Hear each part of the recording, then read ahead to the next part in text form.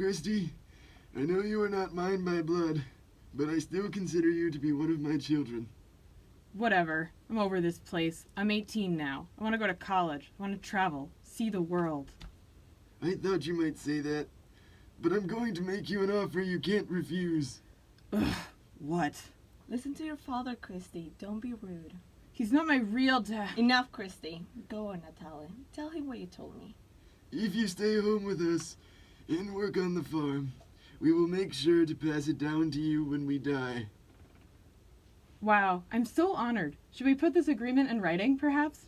Nah, it'll be fine. What could go wrong? Hey, Boo, now that we're married, do you think you should ask your dad for some property? I guess.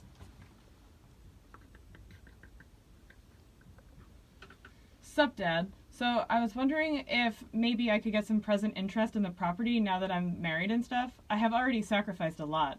Oh, Christy, is this that new wife of yours talking? You're not sounding like you. What? No, she had nothing to do with this. I have given up my whole life. One could even say that I have sacrificed any chance to accumulate my own property and any opportunity to obtain further education, so I guess I was hoping for some security. Christy, the only security you need is my oral promise. I am a man of my word. Why would I ever deceive you? You're basically my flesh and blood. Not quite as much as my actual grandson Carmen, who lives in Colorado, but, pretty close. Good point. I am so comforted by that very assuring promise, Dad. Thank you. I will continue working hard on the farm in the expectation it will be mine someday, despite not having anything in writing confirming this fact. Good. I'm glad you trust me. You know I would never go against the family, Christy. Hey, honey, I was just thinking. We're old. We should make wills. Sure. Let's leave all of our property to Christy with the exception of small devices to Rosie and John and $500 to my grandson, my flesh and blood, Carmen. Sounds good. I agree to the terms of this will.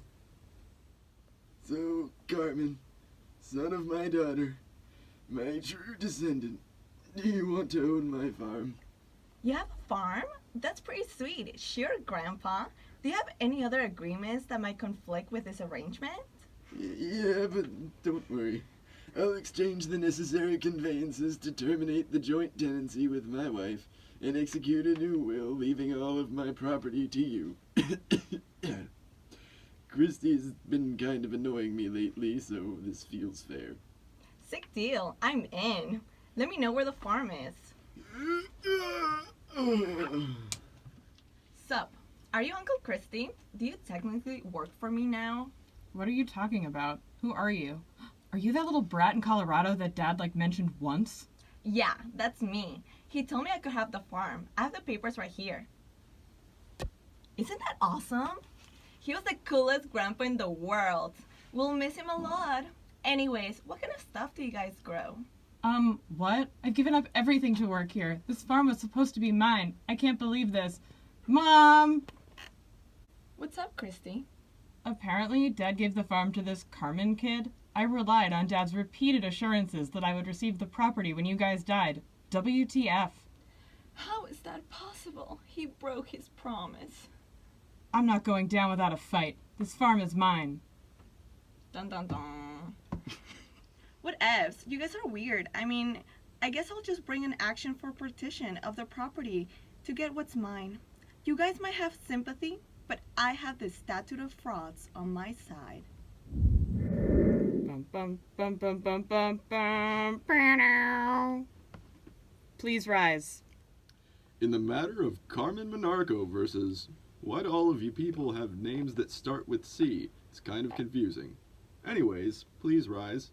What do you mean, you people? Anyway, I was wondering if I could, use the statute of frauds to enforce my agreement. Wow, you are right, Carmen. This particular type of contract is usually governed by the statute of frauds. Back when I was in law school, we used the phrase, my legs, to remember which kinds of contracts had to be in writing. What do you have to say, Christy? Well, Your Honor, I substantially changed my position because I relied on the initial oral contract. I could have left the farm and made my own life. I would suffer an unconscionable injury if my contract is not enforced. Yeah, but like, me and my grandpa Natale, may he rest in peace, would be so unjustly enriched by this whole deal. Like, Christy did all of this work that benefited him and our farm, and now the farm is still not his because Natale broke his promise before he died. Sick deal.